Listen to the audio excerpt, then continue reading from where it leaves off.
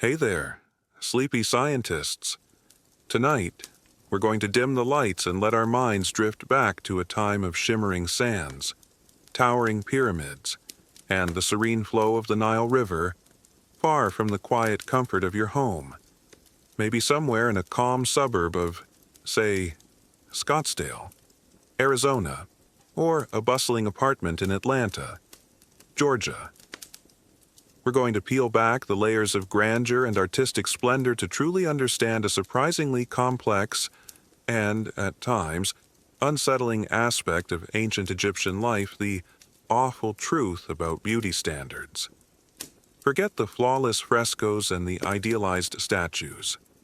Tonight, we're going to explore the daily rituals, the strange ingredients, and the pervasive societal pressures that shaped what was considered beautiful. And trust me, it was a far cry from what you might imagine. So, before you get too comfortable, take a moment to like the video and subscribe, but only if you genuinely enjoy what I do here. And as you settle in for tonight's journey, feel free to drop a comment with where you're listening from and what time it is for you. Now, dim the lights. Maybe turn on a fan for that soft background hum, and let's ease into tonight's journey together. Imagine yourself now, not as a casual observer, but as a person living in the heart of ancient Egypt, perhaps in a vibrant city like Memphis or Thebes, or a tranquil village along the fertile banks of the Nile. You've grown up surrounded by art-painted tombs, sculpted figures, and elaborate temple decorations, all depicting a certain kind of perfection. This is the Nile's mirror, reflecting idealized forms and divine reflections, a concept of beauty deeply interwoven with their understanding of the cosmos, order, and the very will of the gods. Tonight, we begin at the very foundation, exploring the core concepts of beauty, rooted in their sacred beliefs, and how these divine inspirations shaped every aspect of their aesthetic pursuits. The ancient Egyptians believed in Ma'at, a cosmic principle representing truth, balance, order, harmony, law, morality, and justice. This wasn't just a legal concept. It permeated every aspect of their existence, including their art and their ideals of beauty. Their depictions of humans were not always realistic. They were often idealized forms, designed to represent perfection, health, and a harmonious connection to the divine. Imagine looking at a portrait of yourself, not as you are today, with all your unique quirks and imperfections, but as an eternally youthful, perfectly symmetrical, and serenely composed version, a reflection of cosmic order rather than earthly reality. That's the kind of image the Egyptians were striving for. This pursuit of idealized forms stemmed from a deep spiritual belief. They believed that perfection in appearance, achieved through meticulous grooming and cosmetic application, was pleasing to the gods and essential for a prosperous afterlife. It was a form of piety, a way of honoring the divine order. So, when you saw images of pharaohs or deities with flawless skin, perfectly symmetrical faces, and serene expressions, you weren't just looking at art, you were looking at a physical manifestation of Ma'at and a blueprint for human aspiration. It's like believing that your daily skincare routine is not just for looking good, but for pleasing a higher power and ensuring a smooth transition to the next life. Talk about high stakes for a moisturizer. The concept of divine reflections meant that gods and goddesses were often depicted with human-like features, but elevated to a state of flawless beauty. Take, for instance, Hathor, the goddess of love, beauty, music, and motherhood, often depicted with a gentle, perfect face, or Osiris, with his serene and regal countenance. These divine images set the benchmark for human beauty. Individuals would strive to emulate these divine ideals, believing that by making themselves more beautiful, they were drawing closer to the gods and to the promise of eternal life. this emulation wasn't about vanity in the modern sense. It was a deeply spiritual act, a ritualistic pursuit of harmony between the earthly and the divine. A common historical truth is that ancient Egyptian beauty standards emphasized idealized forms and symmetry, driven by religious beliefs in cosmic order Ma'at, and the desire to emulate the perfection of deities. This led to a focus on smooth skin, slender bodies, and youthful appearances in their artistic representations. Historians still widely debate the precise psychological impact of these idealized standards on common Egyptians, and how much individual variation in appearance was truly accepted versus culturally suppressed. A fascinating, yet rarely discussed detail about the Nile's mirror concept is the symbolism of specific bodily features in relation to the gods. For instance, the almond-shaped eye, often emphasized with thick kohl, was not just aesthetically pleasing. It was believed to evoke the eyes of Horus, offering protection and vigilance. Similarly, a slender, elongated neck might have been favored for its resemblance to certain birds or animals sacred to deities. The pursuit of beauty was, therefore, an intricate dance between aesthetics and deeply embedded religious symbolism, making every cosmetic choice a subtle nod to the divine. Imagine drawing on your eyeliner, not just to look good for a night out, but because you believe it connects you to a powerful ancient deity. It certainly adds a layer of spiritual depth to your morning routine. This drive for perfection was not limited to the living. The Egyptians believed that one needed to maintain their beauty, or even enhance it, for the afterlife. This is why mummies were so meticulously prepared and why burial goods included mirrors, combs, and cosmetic palettes. The journey to the afterlife was fraught with perils, and appearing in an idealized, beautiful form was thought to be crucial for a favorable judgment by the gods and a comfortable eternal existence. So, their beauty rituals extended beyond their mortal lifespan, reaching into the realm of the eternal. It's like planning your perfect outfit for a very important job interview, but the interview is with the gods, and it determines your eternal destiny. The materials used in their cosmetics and grooming products often had symbolic as well as practical significance. Ground minerals like malachite and galena for eye paint were not just pigments. They were believed to have protective qualities. Oils and perfumes, derived from plants and resins, were used for purification and sacred anointing. Every element of their beauty regimen was imbued with deeper meaning, transforming mundane tasks into ritualistic acts of devotion. The Egyptians' artistic conventions also heavily influenced how beauty was perceived. Their two-dimensional representations, with figures shown in profile with a full frontal eye, and bodies often depicted with broad shoulders and narrow waists, created a specific aesthetic. While we know that real people don't look exactly like that, these artistic ideals permeated society, shaping what was considered visually appealing and aspirational. This created a consistent visual language of beauty that transcended individual variations.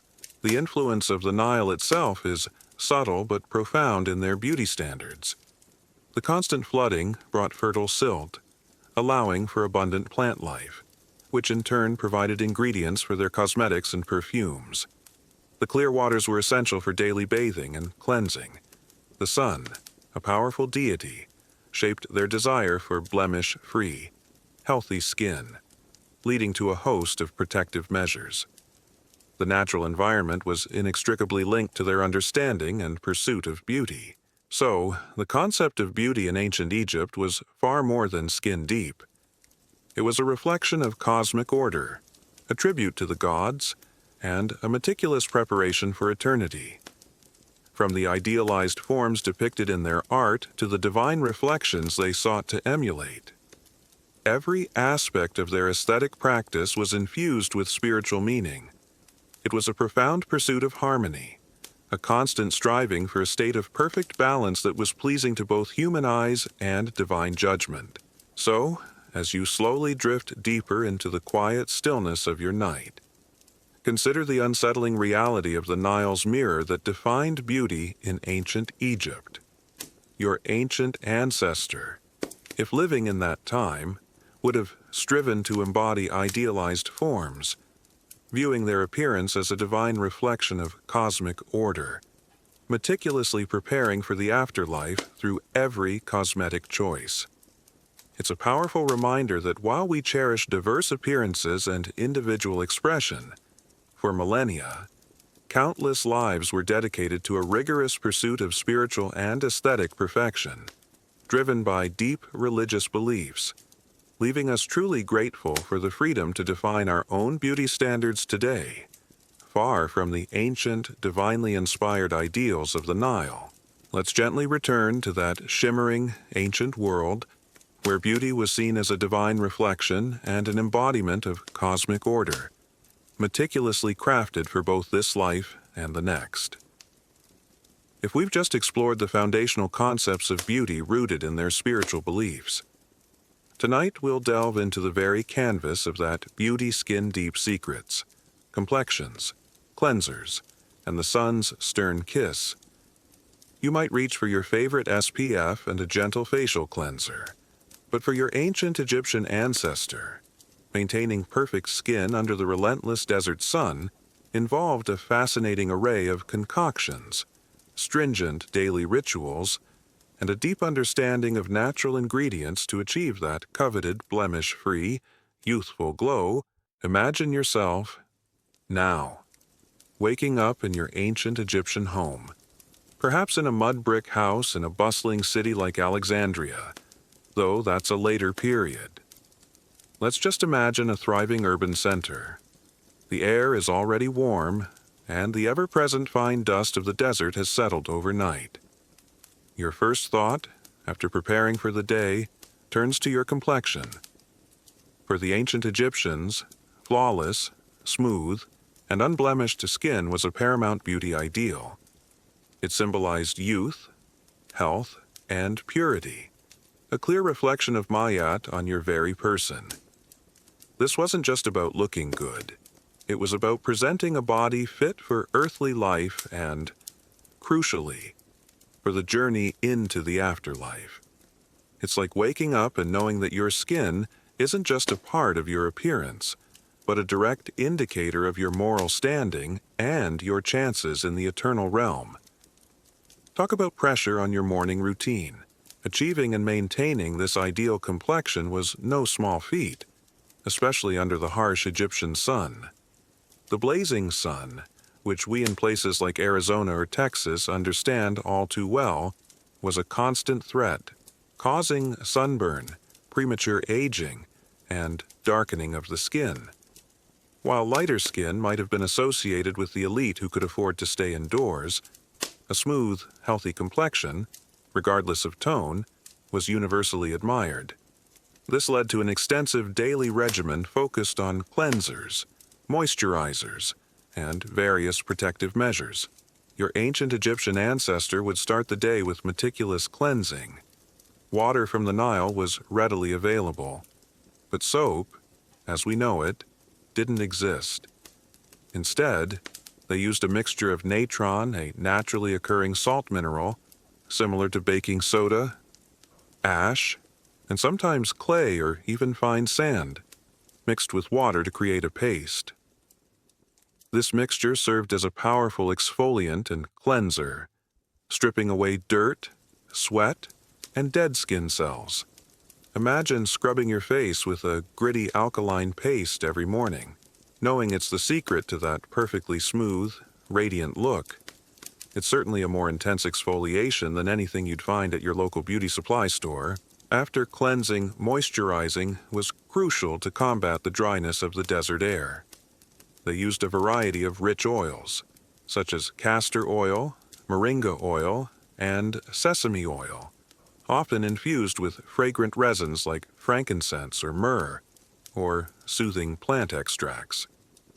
These oils protected the skin, kept it supple, and provided a pleasant aroma.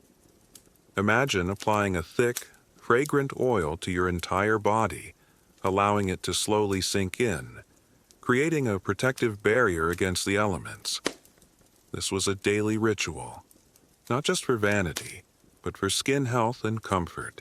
A common historical truth is that ancient Egyptians placed a high value on maintaining smooth, blemish-free skin, and used various natural ingredients for cleansing, moisturizing, and sun protection. Their practices often combined cosmetic and hygienic purposes. Historians still widely debate the precise chemical efficacy of some of these ancient skin treatments in terms of modern dermatology, and the long-term effects of daily use of certain mineral-based preparations on skin health. A fascinating, yet rarely discussed, detail about ancient Egyptian skincare is the use of elaborate steaming and mud mask rituals. While cleansing and moisturizing were daily, for deeper purification and rejuvenation, wealthy Egyptians might have indulged in more elaborate treatments. This could involve steam baths to open pores, followed by applications of mineral-rich mud from the Nile, or pastes made from honey and milk, known for their moisturizing and antibacterial properties. Imagine relaxing in a steam-filled room, then having a cooling mud mask applied to your face and body, believing it would draw out impurities and leave your skin perfectly refreshed and vibrant. It's a very ancient, very organic spa day, probably without the soothing music and cucumber slices, but certainly effective. The sun's stern kiss was the greatest adversary to their beauty ideals. While they didn't have modern sunscreens, they employed several strategies to minimize sun exposure and its damaging effects, wearing wide-brimmed hats, light linen clothing that covered most of the body, and seeking shade were practical measures, but they also used specific oils and pastes that provided some physical barrier. For example, some theorize that the dark kohl around their eyes wasn't just for beauty. Its reflective properties might have helped reduce sun glare, similar to how modern athletes use anti-glare strips under their eyes. Another strategy against the sun's influence was their dedication to internal health. A balanced diet, rich in fresh fruits, vegetables, and grains recall the barley and beans from our gladiator discussion, though the Egyptian diet was likely more varied with fresh produce from the Nile Valley, contributed to overall skin health and resilience from within. They understood that external beauty was a reflection of internal well-being, a concept that resonates deeply even today in our holistic wellness trends. The careful preservation of bodies through mummification further emphasizes their obsession with skin. The meticulous drying and oiling of the skin during the mummification process suggests a belief that maintaining the integrity and appearance of the skin was crucial for the deceased's eternal journey. They wanted the body, including its outer layer, to be as close to its idealized form as possible for its encounter with the gods.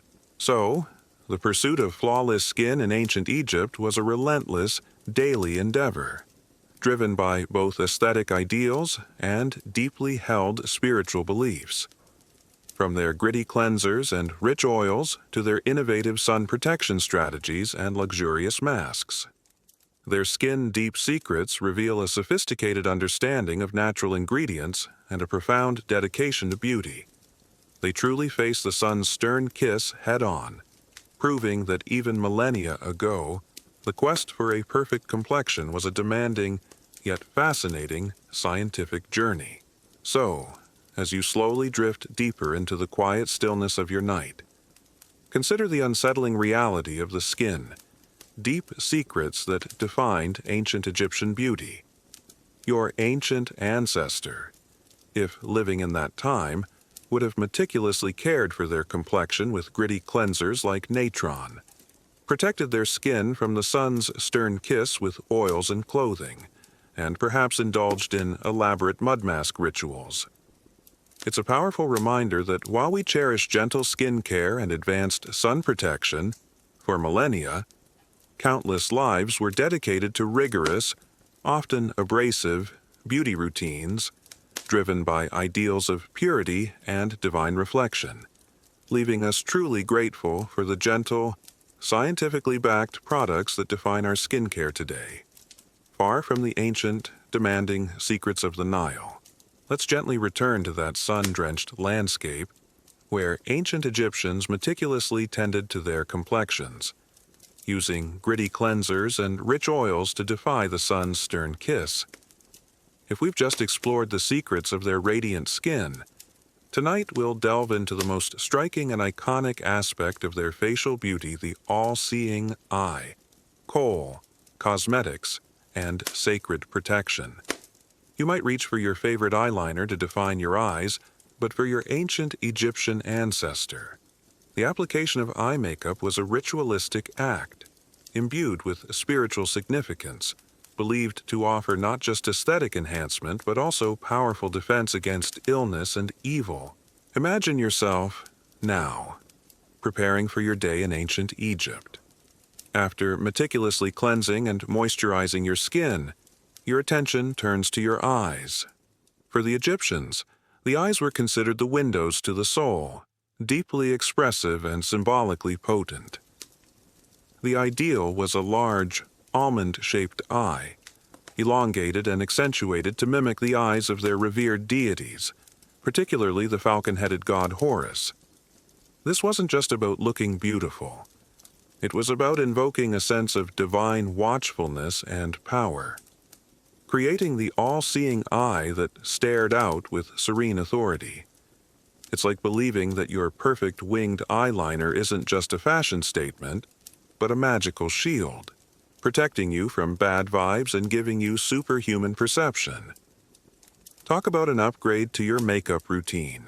The primary cosmetic used for the eyes was kohl. This dark, often lustrous pigment was made from ground minerals, primarily galena, a lead sulfide, and sometimes malachite, a copper ore, mixed with a base of fat or oil to form a paste. It was stored in beautiful, ornate kohl pots, often carved from alabaster, wood, or even precious metals. The application was precise, using a thin stick, perhaps made of wood, ivory, or metal, to draw a bold line around the eye, extending outwards towards the temple in a distinctive wing. Imagine carefully applying a dark, mineral-based paste around your eyes with a delicate stick, aiming for that perfect, symmetrical, winged look, knowing that generations before you, and generations after, would wear the exact same style. This was timeless fashion. Quite literally, the use of kohl was universal, embraced by men and women, rich and poor, pharaohs and commoners alike. Children, too, had their eyes lined, underscoring its importance beyond mere vanity.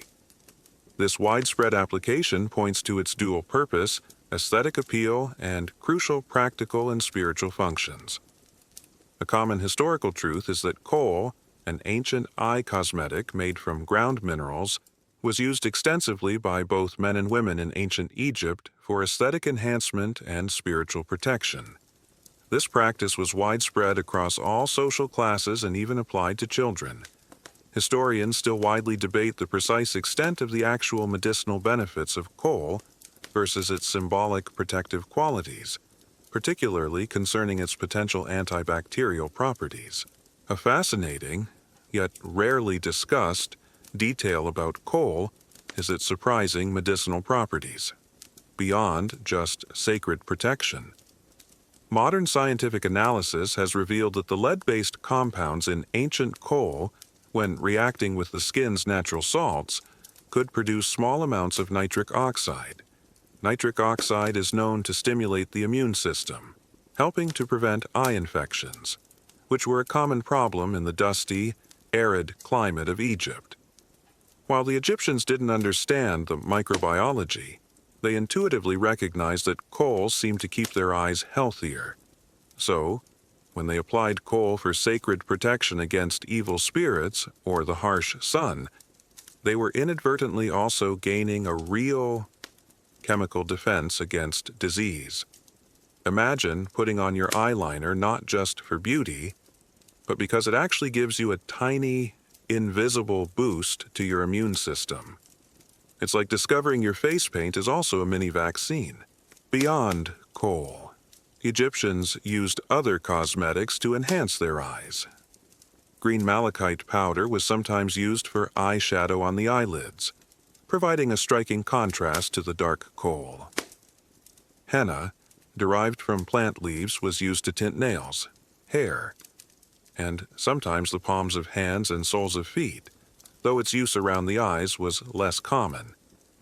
These various applications demonstrated a sophisticated understanding of pigments and their properties.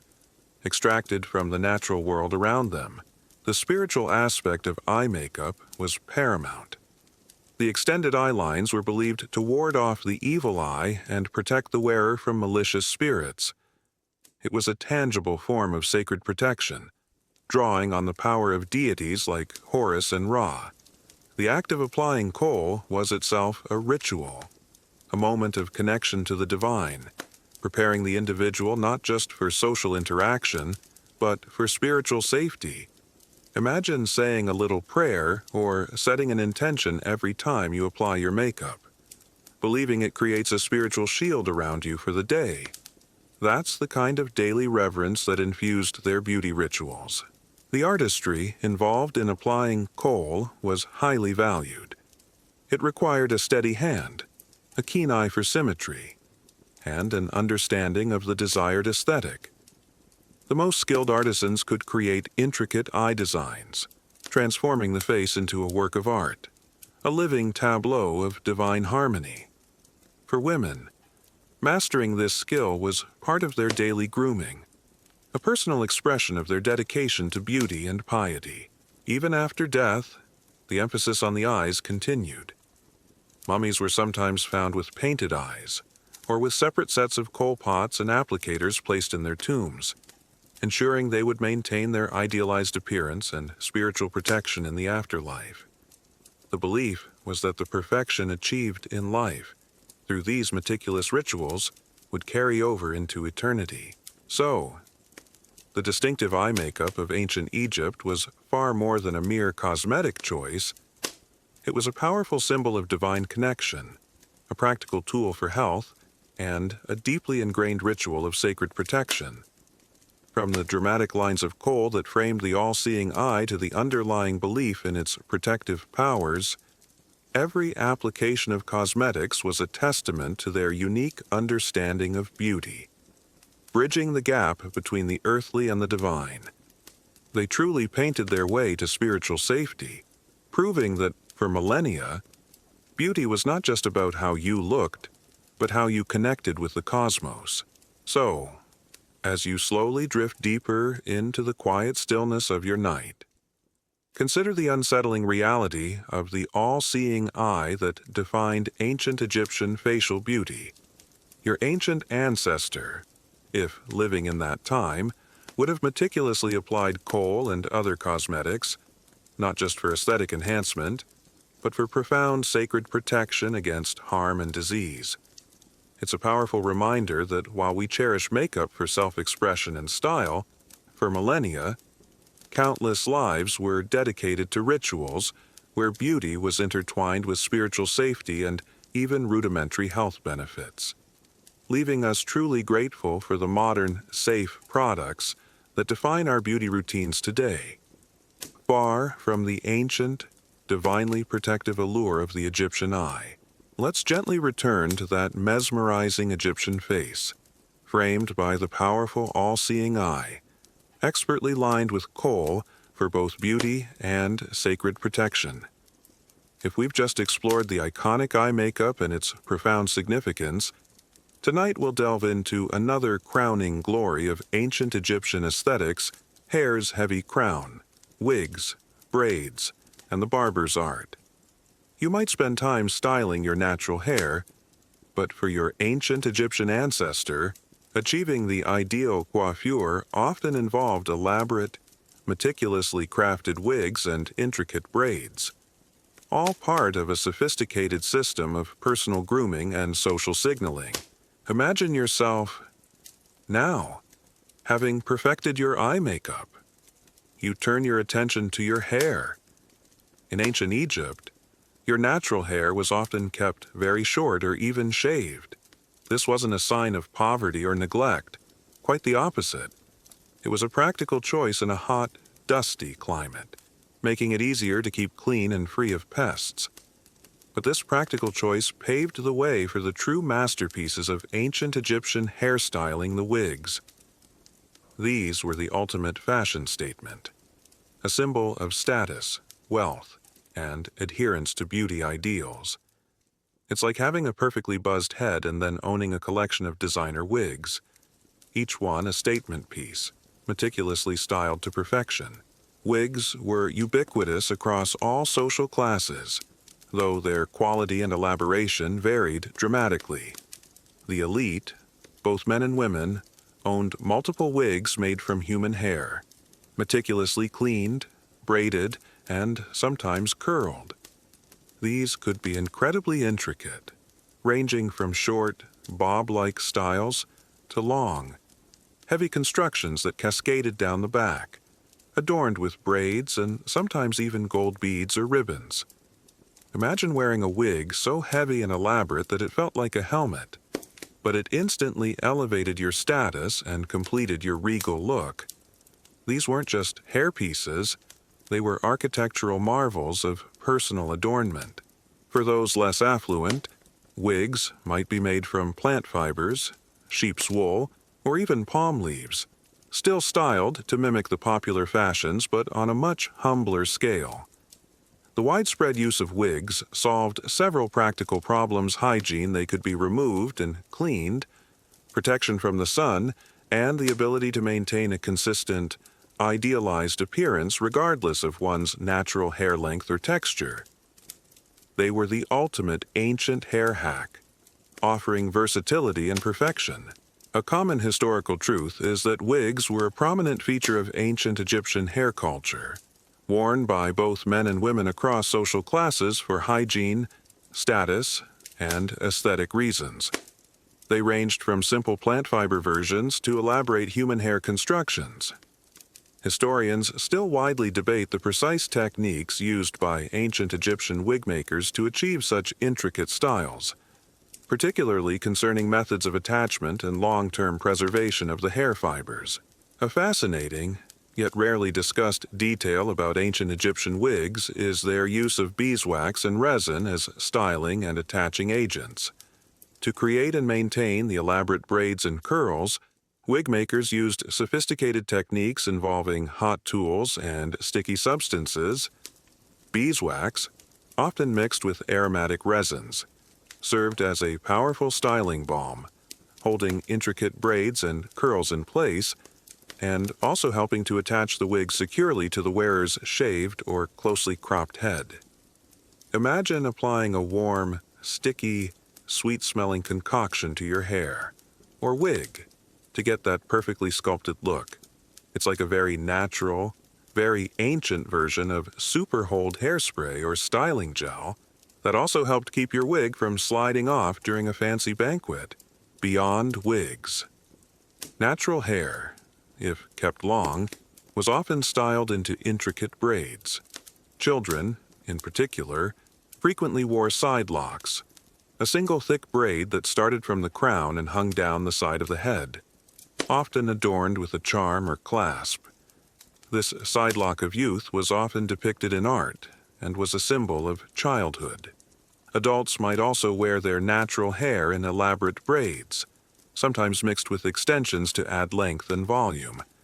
These braids weren't just practical, they were artistic expressions, showcasing the skill of the stylist. The role of the barber's art was crucial in maintaining these elaborate hairstyles and personal grooming. Barbers were highly skilled professionals, responsible for shaving heads, trimming natural hair, and often styling wigs. They used bronze razors, tweezers, and combs, demonstrating a meticulous attention to detail. For the elite, a personal barber would be part of their household staff, ensuring their appearance was always impeccable. Imagine having a personal stylist who not only cuts your hair but also cleans and styles your collection of elaborate wigs. That's a level of dedication to personal grooming that rivals even modern-day celebrity stylists. Hair removal was also a significant part of ancient Egyptian beauty standards. applying to both men and women. A smooth, hairless body was considered ideal, emphasizing purity and cleanliness. This was achieved through various methods, including bronze razors, pumice stones, and depilatory creams made from natural ingredients. Imagine going through a full-body hair removal routine in a hot, humid climate, knowing that a single stray hair could be seen as uncivilized or unclean.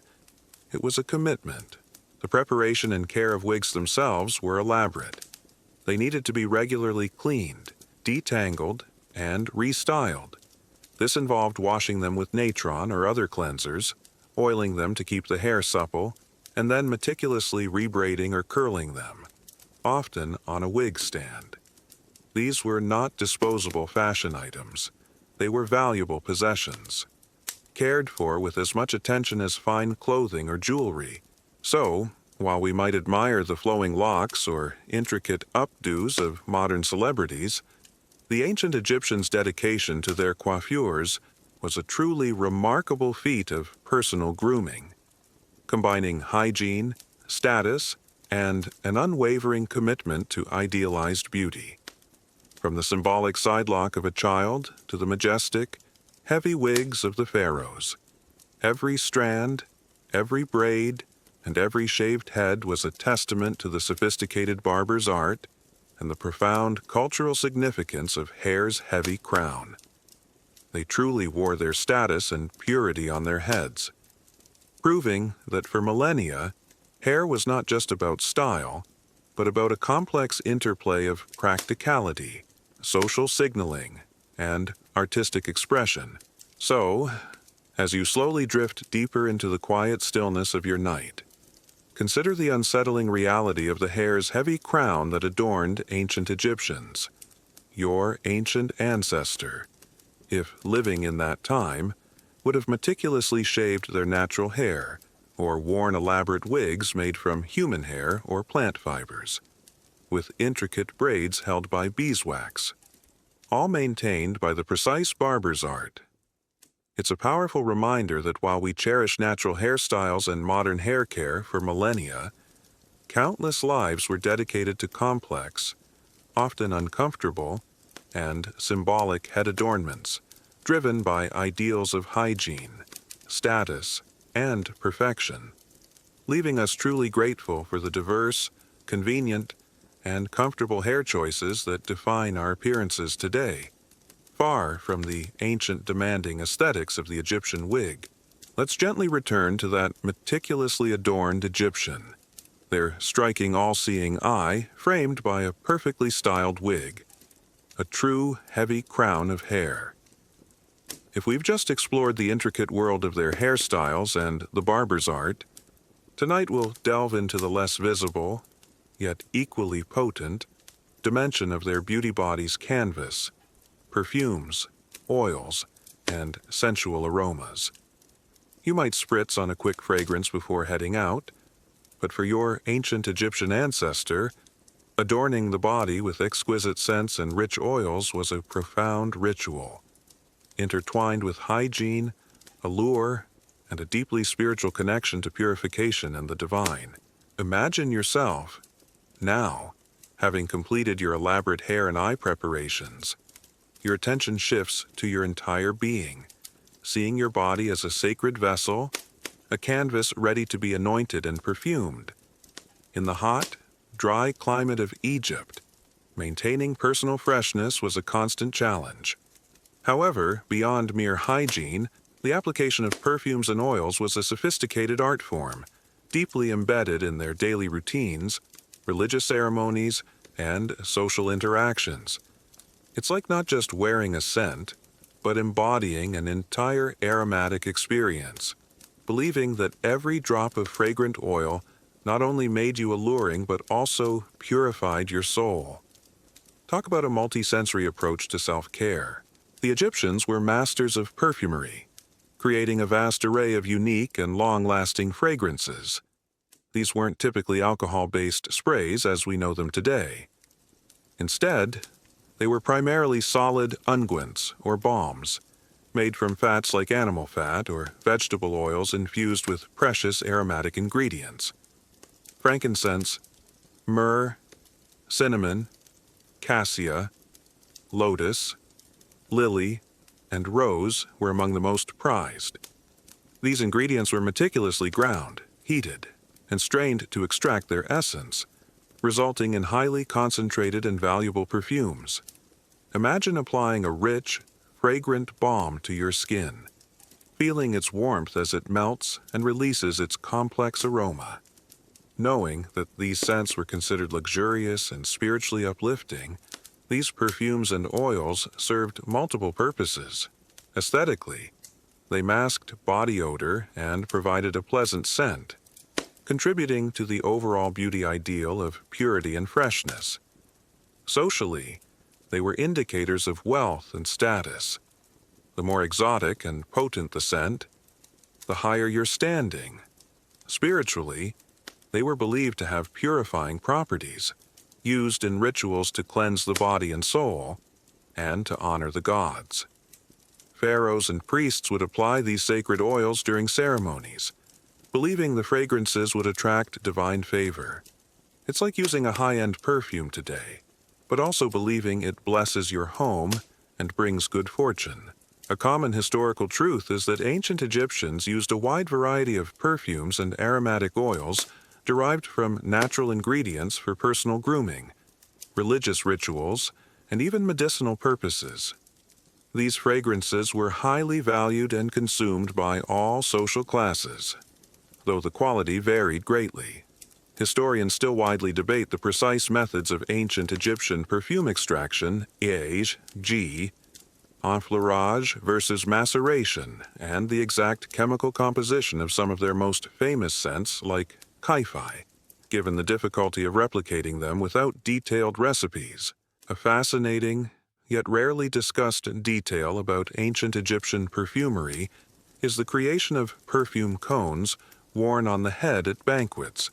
For lavish feasts and social gatherings, wealthy Egyptians, both men and women, would sometimes wear a cone-shaped lump of solid perfume or scented fat on top of their heads. As the evening progressed and the heat from the room and their bodies warmed the cone, it would slowly melt, releasing its fragrant sensual aromas and mingling with the wearer's hair and body. Imagine attending a party, and as you mingle, a fragrant, melting cone on your head slowly drips perfumed oil down your hair and face, creating a living diffuser of luxurious scent. It's certainly an unforgettable, if a little messy, way to make an entrance and ensure you smell incredible throughout the event.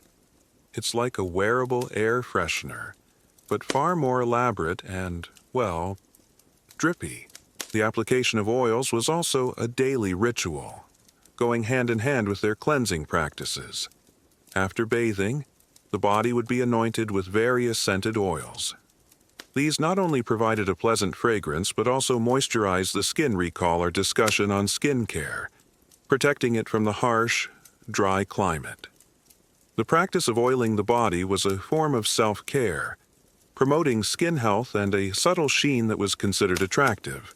Imagine rubbing rich, aromatic oils into every part of your skin, a ritual that feels both luxurious and necessary for your physical well-being. The most famous and perhaps most mysterious of ancient Egyptian perfumes was Kaifi. This complex incense or unguent contained a multitude of ingredients, including myrrh, frankincense, cinnamon, juniper berries, cypress, and various resins mixed with wine and honey. It was used in temples to purify and appease the gods, burned at sunset to promote peaceful sleep, and even used as a medicinal remedy. The lingering, sensual aromas of Kaifi would have permeated temples, homes, and even clothing, creating a distinctive olfactory landscape.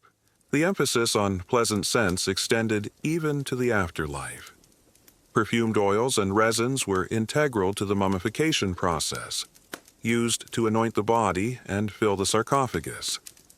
The belief was that these powerful aromas would not only preserve the body, but also serve as offerings to the gods and facilitate the deceased's journey through the underworld. just as the living body was a canvas for scent, so too was the preserved body destined for eternity. So, for the ancient Egyptians, the body's canvas was meticulously prepared not just with visible adornments, but with an invisible cloak of perfumes and oils. These sensual aromas were more than just pleasant. They were deeply symbolic, reflecting purity, status, and a profound connection to the divine. From daily anointing to elaborate banquet cones, their sophisticated use of fragrance reveals a culture that understood the power of scent, not just to attract, but to purify, protect, and connect with the eternal. They truly bathed themselves in essence, proving that for millennia, beauty was not just seen, but smelled, experienced, and spiritually felt. So, as you slowly drift deeper into the quiet stillness of your night, consider the unsettling reality of the body's canvas and its aromatic adornments in ancient Egypt. Your ancient ancestor, if living in that time, would have meticulously applied rich perfumes and oils, perhaps even wearing melting perfume cones, to create sensual aromas that conveyed status, cleanliness, and spiritual purity. It's a powerful reminder that while we cherish personal fragrances and modern hygiene, for millennia, countless lives were dedicated to elaborate, sometimes unconventional, aromatic rituals, driven by ideals of allure and divine connection, leaving us truly grateful for the convenient, subtle, and wide array of scents that define our personal grooming today, far from the ancient, potent, and sometimes drippy body canvas of Egypt. Let's gently return to that exquisitely scented Egyptian. Their bodies canvas anointed with luxurious perfumes and rich oils, creating a cloud of sensual aromas that announced their presence. If we've just explored the invisible allure of their fragrances, tonight we'll delve into the tangible, gleaming expressions of their beauty. Adornments allure, jewelry, tattoos, and symbolic embellishments. You might choose a necklace or a ring to complete your outfit, but for your ancient Egyptian ancestor, every piece of jewelry, every intricate tattoo, and every symbolic embellishment was imbued with meaning, acting not just as decoration, but as an amulet of protection, a marker of status, and a testament to their profound beliefs. Imagine yourself, now, your skin perfectly oiled, your wig meticulously placed, and a subtle, intoxicating perfume lingering about you. Your attention naturally turns to adding the final touches, to expressing your identity and beliefs through adornment's allure. In ancient Egypt, personal adornment was not a frivolous pursuit. It was an integral part of life, art, and religion, practiced by all social classes, from the humblest farmer to the mighty pharaoh. It's like not just wearing a favorite piece of jewelry, but believing that every bead, every charm, every tattoo literally channels ancient powers and broadcasts your entire life story to the universe. Talk about making a statement with your accessories. Jewelry was exceptionally popular and worn in abundance. Necklaces, bracelets, anklets, rings, earrings, and pectoral's large chest ornaments were crafted from a stunning array of materials: gold, silver, and electrum. A natural alloy of gold and silver were reserved for the elite, glittering symbols of their immense wealth and divine connection. But even commoners wore jewelry made from copper, bronze, faience, a glazed ceramic, carnelian, lapis lazuli, turquoise, amethyst, and glass beads. The more precious stones were believed to possess magical properties, offering protection and blessings to the wearer. Imagine layering dozens of necklaces, each one made of intricately carved beads and precious stones, feeling their weight and knowing that each piece whispered tales of wealth, status, and ancient protective magic. The craftsmanship of ancient Egyptian jewelry was extraordinary, renowned throughout the ancient world. Artisans employed sophisticated techniques like granulation, cloisonné, and inlay, creating pieces that were not only beautiful but also remarkably durable. Designs often incorporated symbolic motifs, the scarab beetle for rebirth, the ankh for life, the eye of Horus for protection, and various deities or animals. So, when you saw someone adorned with jewelry, you were reading a visual language, understanding their status, their beliefs, and their aspirations. It's like wearing a modern piece of jewelry that's not just aesthetically pleasing, but also embedded with a QR code that tells your entire life story and your deepest beliefs. A common historical truth is that ancient Egyptians adorned themselves extensively with various forms of jewelry made from diverse materials, which served as both status symbols and protective amulets. These pieces often incorporated symbolic motifs related to their religious beliefs. Historians still widely debate the precise methods used for some of the more advanced metallurgical techniques in ancient Egyptian jewelry making, and the extent to which these intricate pieces were mass-produced versus individually crafted. A fascinating, yet rarely discussed detail about Egyptian jewelry is the use of spacer beads, or elements that allowed for intricate, almost fluid designs.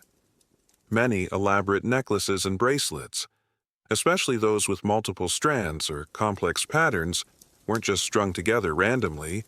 Artisans used small, perfectly shaped spacer beads or components that ensured each individual bead or stone sat in its exact place, maintaining the overall pattern and preventing tangling. This allowed for incredibly intricate, stiff collar necklaces or broad pectorals that would lie perfectly flat on the chest, creating a stunning visual effect as the wearer moved. Imagine creating a wearable piece of art that looks incredibly complex and fragile, but holds its perfect shape and flow as you move, all thanks to tiny, hidden components. It's like a piece of finely engineered wearable sculpture, proving their mastery beyond mere aesthetics. Beyond removable adornments, the Egyptians also embraced permanent bodily embellishments, particularly tattoos. While not as extensively documented as other forms of adornment, archaeological evidence and depictions suggest that tattoos, usually abstract patterns or small figures like Bez, a dwarf deity associated with childbirth and protection, were present, especially on women. These tattoos might have served as amulets, offering protection during pregnancy and childbirth or indicating cultic devotion. Imagine getting a small, stylized tattoo on your thigh or arm, not for rebellion or modern self-expression, but as a subtle, permanent prayer for safety and fertility. It's a very intimate and personal form of sacred adornment. Other symbolic embellishments were woven into their everyday attire and rituals. Clothing, primarily made of fine linen, was draped and pleated to create elegant silhouettes. These garments, while simple in cut, were often adorned with intricate beadwork or embroidered motifs that echoed the symbols found in their jewelry. Even everyday objects, like combs, cosmetic palettes, and mirrors, were often beautifully crafted and decorated with protective symbols, blurring the lines between utilitarian object and personal embellishment. The importance of adornment extended to death. Tombs often contained vast quantities of jewelry, laid out on the mummy or placed within sarcophagi. This was not merely for show. It was believed that the deceased would need these protective amulets and symbols of status in the afterlife, ensuring their safe passage and prosperous eternal existence. Imagine being buried with your entire collection of cherished jewelry, believing it will literally power you through the trials of the underworld and ensure your eternal comfort. The choice of colors in their adornment was also highly symbolic. Gold, for instance, represented the flesh of the gods and the sun. Lapis lazuli, with its deep blue, symbolized the heavens and truth. Carnelian, a reddish-orange stone, represented life and protection. So, when you wore a piece of jewelry, Its materials and colors spoke volumes about your connection to the cosmos and your hopes for well-being. The pervasive nature of adornment's allure in ancient Egypt demonstrates a culture that meticulously curated its appearance, seeing every detail as a reflection of their inner state, their social standing, and their profound connection to the divine. From the sparkling cascade of a broad collar necklace to the subtle protection of a tattooed symbol, every embellishment was a carefully chosen element in a complex visual language of beauty and belief. They truly adorned their lives with meaning, proving that for millennia, beauty was not just about what was seen, but what was believed, protected, and perpetually celebrated. So, as you slowly drift deeper into the quiet stillness of your night, consider the unsettling reality of adornment's allure that captivated ancient Egyptians. Your ancient ancestor, if living in that time, would have adorned themselves with dazzling jewelry of gold and precious stones, perhaps even subtle tattoos, understanding each symbolic embellishment as a powerful amulet and a marker of status, with hidden spacer beads ensuring perfect designs.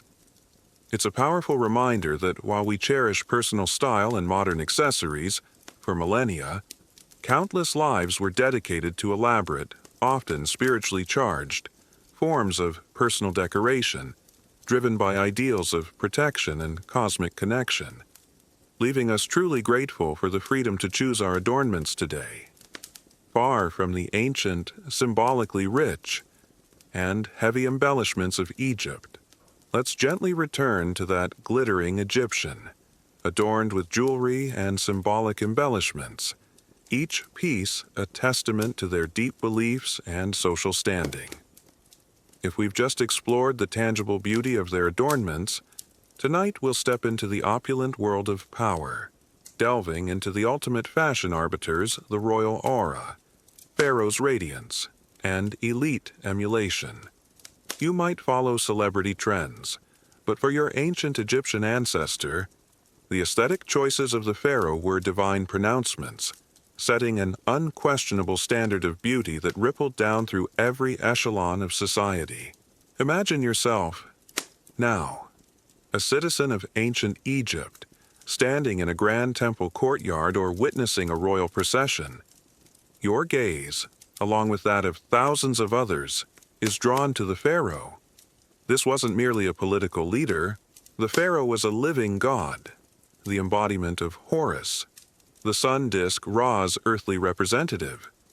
Their appearance, therefore, was not a matter of personal taste, but a carefully curated manifestation of divine authority, cosmic order, and unparalleled splendor. This was the royal aura, a powerful, almost tangible emanation of sacred beauty that commanded reverence and set the supreme standard for all beauty ideals. It's like having a national leader who is not only a style icon, but whose every fashion choice is considered divinely inspired and instantly becomes law for everyone else. Talk about setting trends with absolute power. The pharaoh's radiance was meticulously crafted. Every aspect of their appearance, from their intricate headdresses to their perfectly manicured fingers, was designed to convey perfection, health, and immortality. They were typically depicted with smooth, idealized skin. Recall our discussion on complexion, youthful features, and often a serene, almost detached expression that reflected their divine nature.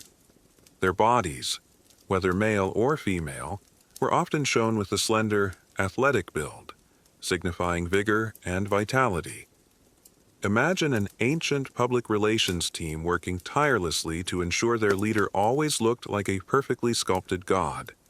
Every hair in place, every garment draped flawlessly, projecting an image of eternal youth and boundless power. That's the kind of image control that permeated the pharaonic court. Their crowns and headdresses were themselves works of art, imbued with powerful symbolism. The double-crowned shent represented the unification of Upper and Lower Egypt, the blue crown kepresh for military campaigns, and the various vulture and cobra headpieces symbolizing divine protection and sovereignty. These weren't just fancy hats, they were sacred regalia, broadcasting the pharaoh's immense power and their connection to the gods. When you saw the pharaoh, you saw a living deity, radiating power and beauty. The pharaoh's personal grooming was maintained by a dedicated retinue of servants and specialists, barbers, perfumers, and cosmeticians. These individuals were highly skilled, ensuring that the pharaoh's skin was always smooth, their kohl perfectly applied, and their wigs meticulously styled. This level of personalized care was a luxury afforded only to the absolute elite, a testament to their unique position in society. It's like having a team of personal stylists, dermatologists, and hair designers on call 24/7, whose sole job is to ensure you always look like you just stepped off a magazine cover. But that magazine is ancient papyrus. A common historical truth is that the pharaoh's appearance served as the ultimate beauty standard in ancient Egypt, meticulously crafted to convey divine authority, youthfulness, and perfection. This idealized image was then emulated by the elite classes. Historians still widely debate the extent to which these idealized artistic representations truly reflected the physical appearances of actual pharaohs, and how much was purely symbolic artistic convention. A fascinating, yet rarely discussed, detail about the pharaoh's radiance is the symbolism embedded in their very complexion in art. While actual skin tones varied, in many artistic depictions, pharaohs and high-ranking men were often depicted with a reddish-brown skin tone, while women were shown with a lighter, more yellowish complexion. This wasn't necessarily a literal representation of their skin color. Instead, the reddish-brown might symbolize their active, outdoor role as rulers, connected to the fertile earth and the sun, while the lighter tone for women reflected their indoor lives and refined status. So, the color of their skin in art wasn't just about beauty, but about their social role and connection to cosmic elements. Imagine if your painted portrait subtly changed your skin tone to reflect your profession or your divine connection. It's a very nuanced way of embedding meaning into aesthetics, far beyond simple vanity. This royal aura had a profound impact on elite emulation. The high-ranking nobles, priests, and court officials would strive to emulate the pharaoh's style in every possible way. They would wear similar elaborate wigs, though perhaps made of slightly less precious materials. Their kohl application would mimic the royal style. Their linen garments would be equally fine, and their jewelry would incorporate similar motifs, albeit on a smaller scale and with less gold. This emulation wasn't just about fashion. It was a way of showing loyalty, expressing allegiance, and cementing their own status within the rigid social hierarchy. Imagine all the wealthiest people in New York City or Los Angeles suddenly adopting the exact same haircut, clothing style, and even specific types of jewelry as the current president or a powerful tech mogul, all to signal their alignment and status.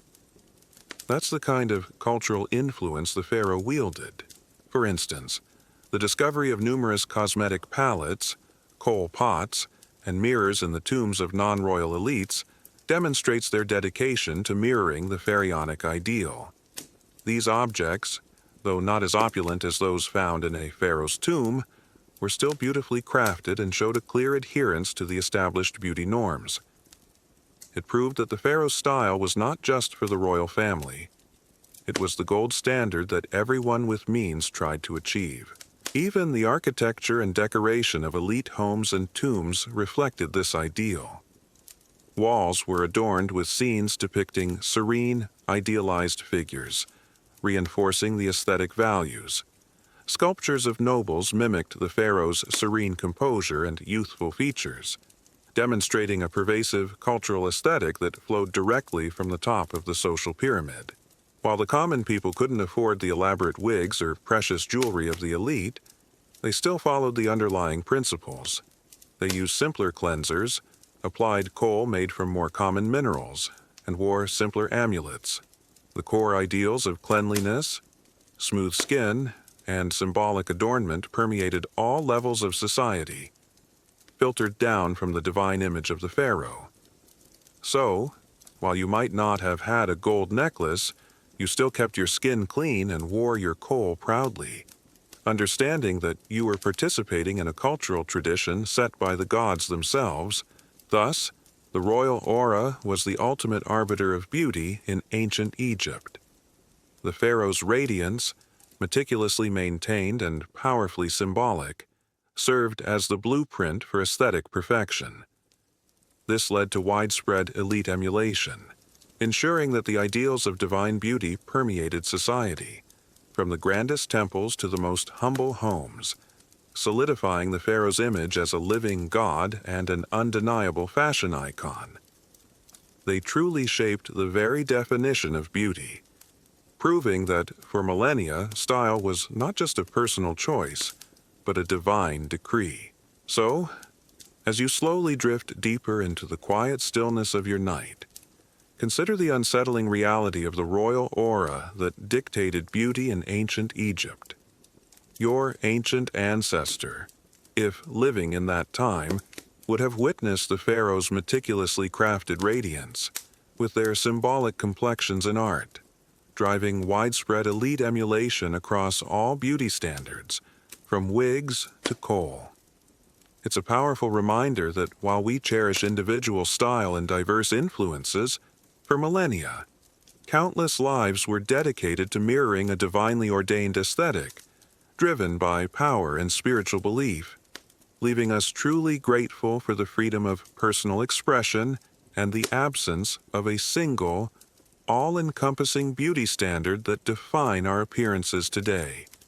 Far from the ancient, radiant, and dictatorial royal aura of Egypt, let's gently return to that commanding royal aura, where the pharaoh's radiance set the ultimate standard for elite emulation, dictating beauty from their crowns to their kohl.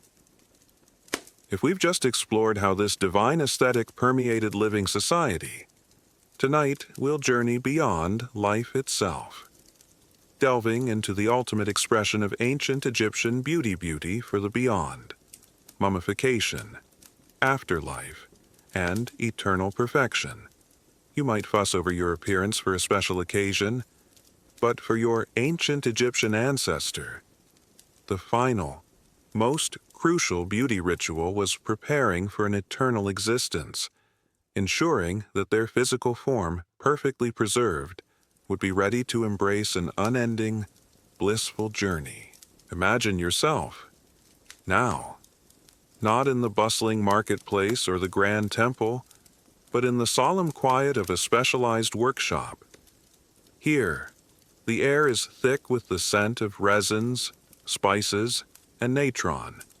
You are witnessing, or perhaps even participating in, the meticulous process of mummification, the pinnacle of ancient Egyptian dedication to preserving the body. This wasn't a macabre practice, it was an act of profound faith, driven by the belief that for the soul and spirit to reunite and journey into the afterlife, the body had to remain intact, recognizable, and, crucially, beautiful. It's like believing that your funeral director is also your ultimate beauty consultant, ensuring your final look is absolutely perfect for an eternal journey. Talk about a commitment to your self-image. The process of mummification was long, arduous, and incredibly expensive, often lasting 70 days. It involved several stages, each meticulously performed to ensure the body's preservation. First, the internal organs except the heart, which was believed to be the seat of intelligence, were carefully removed and preserved separately in canopic jars. Then, the body was thoroughly dried using natron, a naturally occurring salt that absorbed moisture and prevented decay. This drying process alone could take up to 40 days, transforming the body into a desiccated but preserved form. Imagine lying completely still for over a month, slowly drying out. Knowing that this uncomfortable process is your ticket to eternal life, it's a very patient form of self-care. After drying, the body would be meticulously cleaned and purified, often with wine and aromatic spices. Then came the anointing. The body was carefully massaged with sacred oils, resins, and fragrant unguents, not just to re-moisturize the skin, but to infuse it with preserving and purifying properties. These aromatic substances, many of which we discussed in the context of living beauty like frankincense and myrrh, were crucial for preventing further decay and ensuring the deceased smelled pleasing to the gods. Imagine being bathed in luxurious, fragrant oils, knowing that this isn't just for comfort, but for your eternal well-being and divine acceptance. A common historical truth is that mummification was a central practice in ancient Egypt, meticulously performed to preserve the body for the afterlife, using processes like desiccation with natron and anointing with oils. This was driven by the belief that a well-preserved body was essential for the soul's eternal journey. Historians still widely debate the precise level of anatomical knowledge acquired by embalmers through this practice, and the extent to which their embalming methods were influenced more by religious ritual than pure scientific understanding of preservation. A fascinating, yet rarely discussed detail about mummification and eternal perfection is the artful restoration of the deceased's appearance, including cosmetic touch-ups. Embalmers weren't just preserving a body, they were creating a mummified masterpiece, striving to return the deceased to an idealized, youthful appearance. If limbs were broken during life or the process, they were carefully reset. Sunken eyes might be filled with linen pads to restore their natural shape, and false eyes made of obsidian or alabaster might be inserted. Hair, if sparse, might be supplemented with extensions or a wig. Nails were meticulously manicured and sometimes even protected with gold thimbles. Finally, cosmetics were applied. Kohl was lined around the eyes. Lips might be painted, and the skin often tinted with reddish ochre for men or yellowish ochre for women, mimicking the idealized skin tones seen in art. Imagine a team of ancient embalmers, working not just as scientists, but as artists, carefully sculpting and painting your preserved body to ensure you look absolutely perfect for your eternal debut. It's the ultimate beauty treatment, designed for eternity, making even modern cosmetic surgery look basic by comparison. Once the body was prepared and beautified, it was meticulously wrapped in hundreds of layers of linen bandages. Each layer was often inscribed with protective spells, and amulets were placed between the wrappings, further ensuring the deceased's safety and successful transition to the afterlife.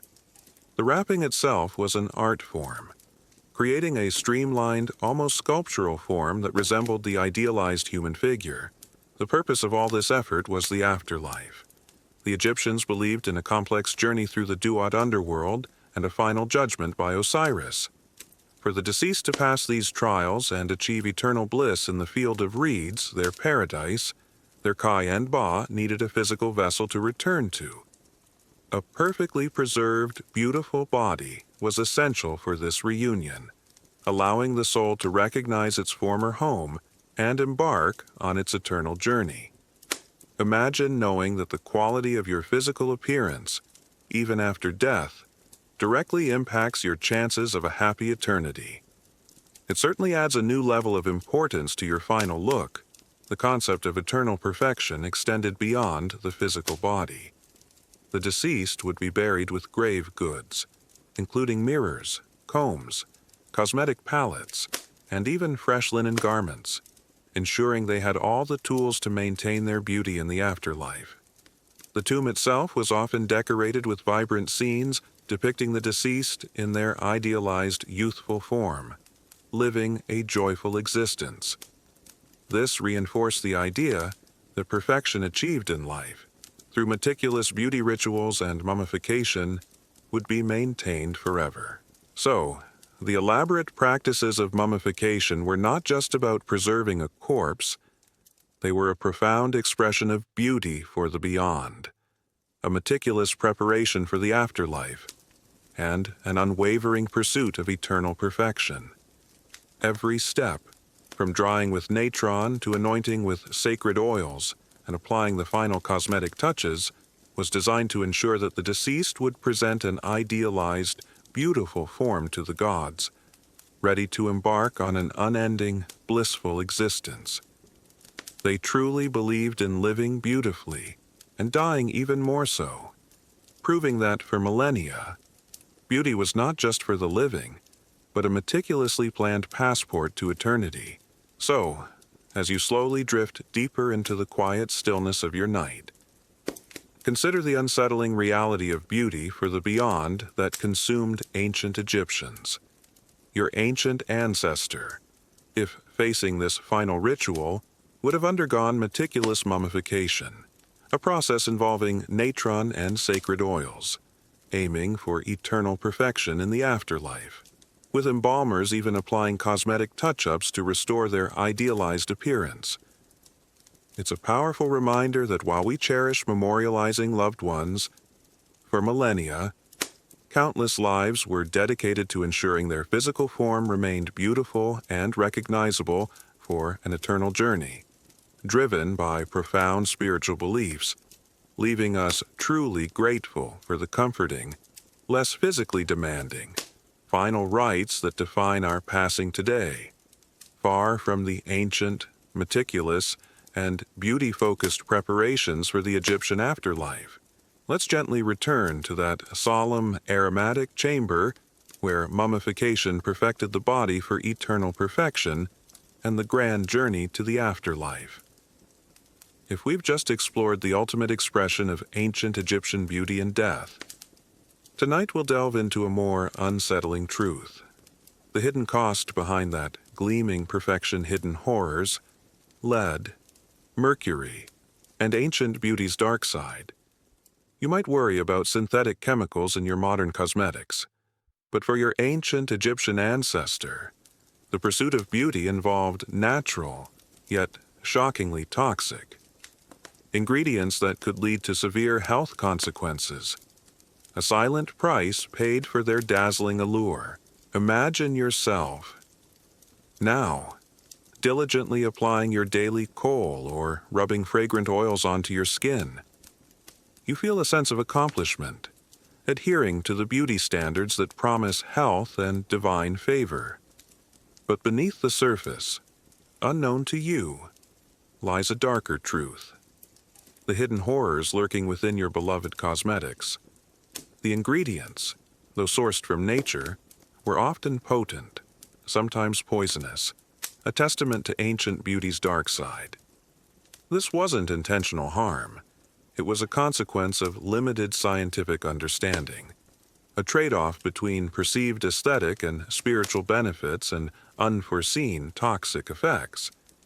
It's like believing your favorite beauty product is completely safe, only to find out decades later that it contained dangerous hidden elements, quietly impacting your health with every application. Talk about an unexpected side effect to looking good. The most prominent example of these hidden horrors lies in kohl, the iconic eye makeup we discussed earlier.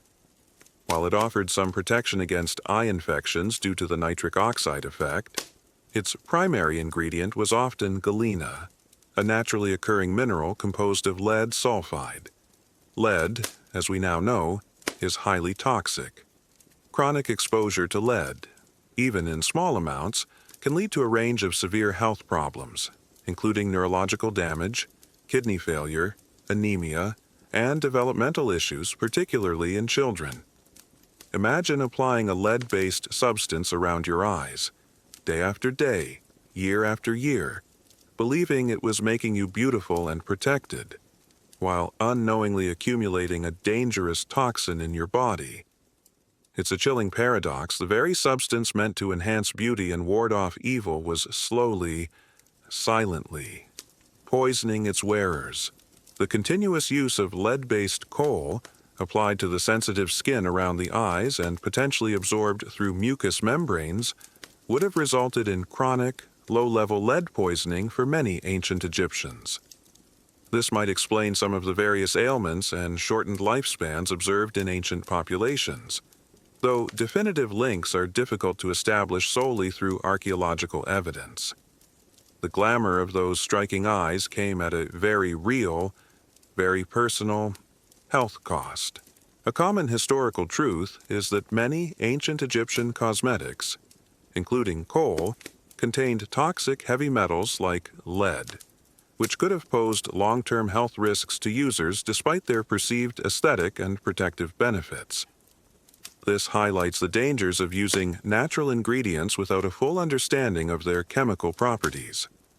Historians still widely debate the precise impact and prevalence of heavy metal poisoning among the ancient Egyptian populace due to cosmetic use, and the extent to which other environmental factors contributed to their overall health conditions.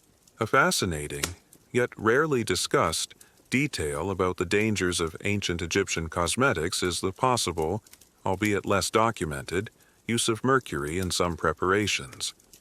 While lead in kohl is well established, some historical texts and limited archaeological findings suggest the occasional use of cinnabar mercury sulfide as a pigment, particularly for reddish or pinkish tones in face paints or lip rouges.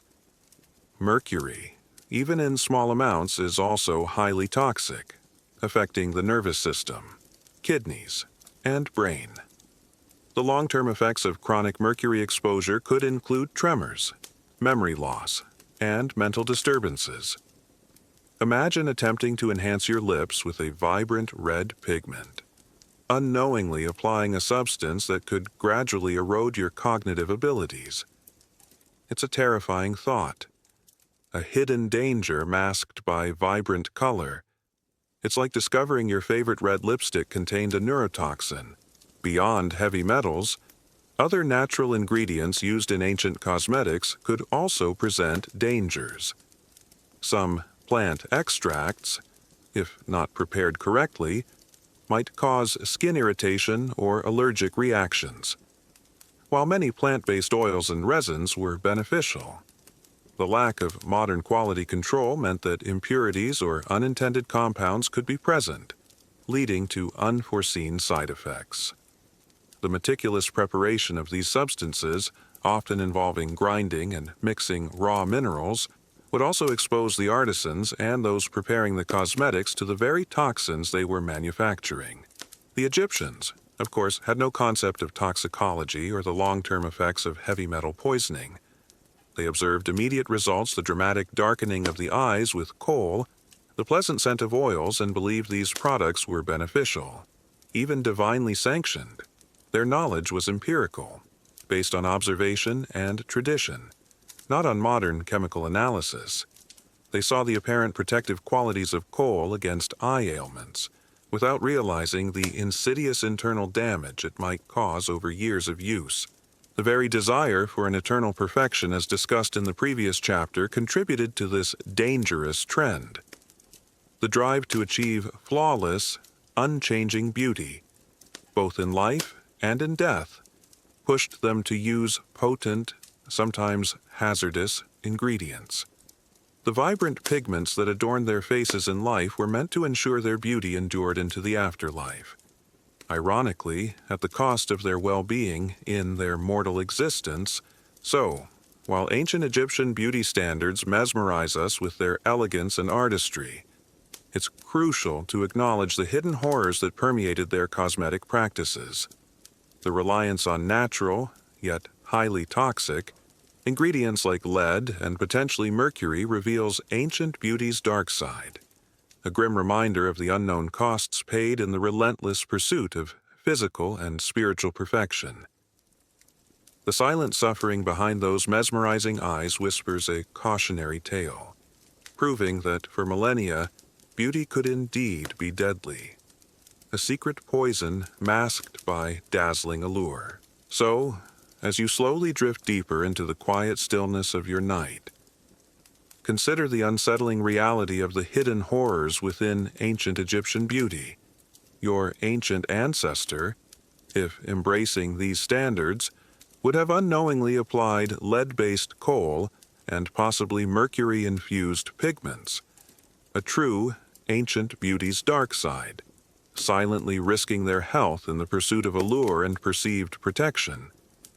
It's a powerful reminder that while we cherish cosmetic advancements and strict safety regulations, for millennia, countless lives were exposed to dangerous toxins in the quest for physical perfection, driven by limited scientific understanding, leaving us truly grateful for the rigorous testing and transparent ingredient lists that define our beauty products today. Far from the hidden, toxic, and dangerously beautiful world of ancient Egypt, let's gently return to the unsettling truth of hidden horrors. The lead and mercury that exposed ancient beauty's dark side. A silent price paid for dazzling allure. If we've just explored the dangerous ingredients lurking within their cosmetics. Tonight we'll conclude our journey by stepping back, allowing history's gentle whisper to reconcile the dramatic myths with the quiet truths, as we consider echoes in the sand, modern ideals, ancient resonances, and the timeless quest. You might follow beauty trends on social media or in magazines, but for your ancient Egyptian ancestor, the pursuit of beauty was a profound, multifaceted endeavor that still casts its shadow over our contemporary world, reminding us that while styles may change, the human desire for self-expression and perfection is a truly timeless quest. Imagine yourself, now, back in your own time, far from the dusty plains of ancient Egypt, perhaps scrolling through your phone, looking at images of models or celebrities. You're bombarded with modern ideals of beauty, glowing skin, perfectly sculpted features, and trending hairstyles. Yet, if you look closely, you'll start to see subtle, sometimes surprising, ancient resonances in these contemporary aesthetics. The echoes in the sand of Egypt's ancient beauty standards are still remarkably present, whispering through the centuries, shaping our unconscious perceptions of what is considered beautiful. It's like discovering that the cutting-edge fashion you admire today has been subtly inspired by outfits from 3,000 years ago, proving that true style really does stand the test of time. One of the most striking ancient resonances is the enduring popularity of eye makeup. Think about the dramatic winged eyeliner, or cat eye, that has cycled through fashion trends for decades. From the flappers of the 1920s to the mod looks of the 1960s and its consistent presence in contemporary beauty. This direct lineage can be traced back to the ancient Egyptian kohl, that very all-seeing eye we explored, designed to elongate and define the eye. While our kohl is now lead-free and much safer, the aesthetic ideal remains strikingly similar. Imagine how many times you or someone you know has meticulously applied winged eyeliner, unknowingly replicating a beauty ritual performed by Cleopatra herself, thousands of years ago. It's a powerful, persistent echo. Another significant resonance is the emphasis on smooth, clear skin. Our modern obsession with skincare, cleansers, moisturizers, anti-aging creams, and sun protection mirrors the ancient Egyptians' dedication to their complexions. Remember those gritty natron scrubs? While we have advanced scientific understanding and vastly safer products, the underlying desire for a youthful, blemish-free appearance is identical. The fear of the sun's stern kiss and the relentless pursuit of healthy, supple skin continues to drive a multi-billion-dollar industry today. It's like realizing that your elaborate 10-step skincare routine is just a more technologically advanced version of what people were doing by the Nile, proving that some beauty struggles are truly universal. The concept of scent and its power to allure and purify recall the sensual aromas from our discussion of perfumes and oils, also continues to resonate, while we no longer wear melting perfume cones on our heads. The global fragrance industry thrives on our desire for captivating scents, whether in personal perfumes, scented lotions, or even home fragrances. The idea that a pleasant aroma can enhance one's appeal, convey status, or even elevate mood is a direct inheritance from ancient practices that imbued sense with spiritual and social significance. A common historical truth is that many contemporary beauty ideals, such as the emphasis on defined eyes, smooth skin, and the use of fragrances, have clear historical precedents in ancient Egyptian beauty practices, demonstrating a continuity of human aesthetic preferences across millennia. Historians still widely debate the extent to which these resonances are direct cultural transmissions versus independent developments driven by universal human psychology and biology. A fascinating, yet rarely discussed, detail about ancient beauty's enduring legacy is its influence on archaeological interpretation and public fascination. The stunningly preserved cosmetics, jewelry, and burial artifacts from Egyptian tombs didn't just reveal their beauty standards, they ignited a global fascination with ancient Egypt that continues today. The allure of untouched tombs, filled with golden masks, gleaming jewels, and perfectly preserved cosmetic tools, cemented Egypt's place in the popular imagination as a land of exotic beauty and eternal mystery. Imagine being an archaeologist, carefully uncovering a perfectly preserved coal pot from a tomb, feeling a direct, tangible connection to a person's daily beauty ritual from thousands of years ago. It's these kinds of discoveries that keep the gladiator's ghost and the pharaoh's radiance alive in our imaginations. The timeless quest for beauty is perhaps the most profound echo in the sand. Across cultures and millennia, humans have consistently sought to enhance their appearance, express their identity, and achieve a perceived ideal. Whether it's through elaborate wigs, symbolic tattoos, or the dangerous alchemy of ancient cosmetics like those hidden horrors we talked about, the underlying impulse to transform and perfect the self remains a constant. The methods change, the ingredients evolve, but the core human desire to look and feel beautiful, to present a desired image to the world and perhaps to the gods, persists.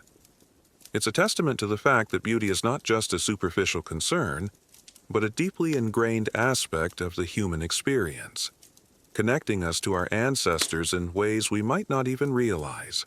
The narrative of ancient Egyptian beauty, with all its splendor and its dark secrets, serves as a powerful reminder of how cultural values shape our perceptions of beauty.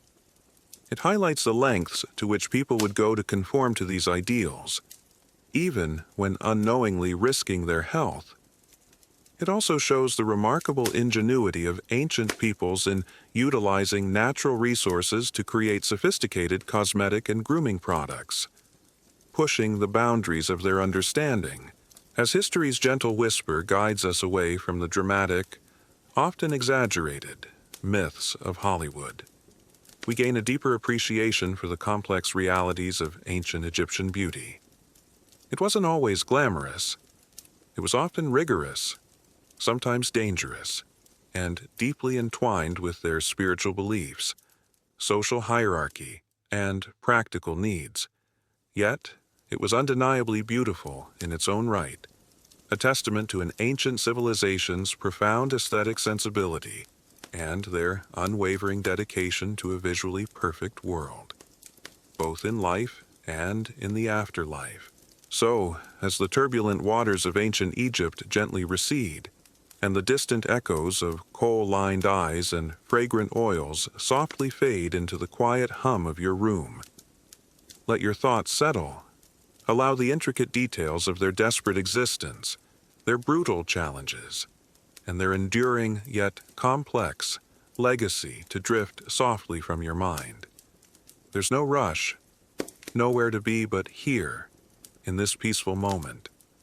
The grim realities of being a gladiator, with all its contradictions, its profound suffering for the promise of power, its terrifying risks overshadowed by an unyielding system, its intimate vulnerability met by crushing control, remind us of a raw, untamed past.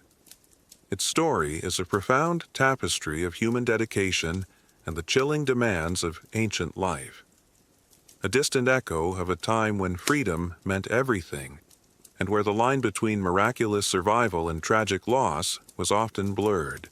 Just relax, and let sleep softly claim you, knowing that the turbulent waters of the past have calmed, leaving you in the comforting quiet of the present, where the only adventure you need now is the one waiting for you in your dreams.